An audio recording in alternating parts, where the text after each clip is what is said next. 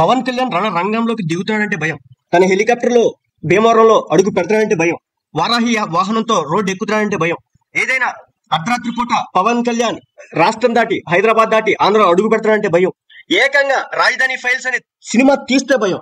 ఎందుకు ఇన్ని భయాలు, దేనికోసం ఇన్ని భయాలు?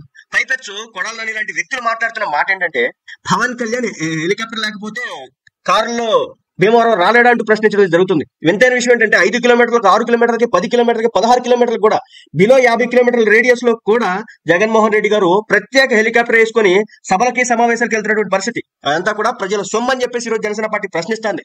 ఇంకో విషయంగా చూసుకుంటే కనుక పవన్ కళ్యాణ్ అనే వ్యక్తి తన సొంత కష్టార్జితంతో, తను రేయింబౌళ్ళు కష్టపడినటువంటి సంపాదనతో ఏ హెలికాప్టర్ ఏదైతే ఉందో దానికి డబ్బులు కట్టి ఆయుధ పోయించుకొని రావడం అయితే జరుగుతుంది. అంతే తప్ప ప్రజా సొమ్ముని అప్పనంగా దొబ్బి తిని దోచుకొని పవన్ కళ్యాణ్ ఏమి రాష్ట్రం మొత్తం తిరగట్లేదని, ఆయన సొంత కష్టార్జితంతో స్పెషల్ హెలికాప్టర్లు తిరుగుతారని చెప్పి జనసేన పార్టీ కార్యకర్తలు మాట్లాడడం జరుగుతుంది. సో వీళ్ళు మాత్రం యాత్ర 2 అని, శబదం అని, వ్యూహం అని రకరకాల సినిమాలు తీసి ప్రత్యర్థి పార్టీలపై దుమ్మెత్తిపోయొచ్చు.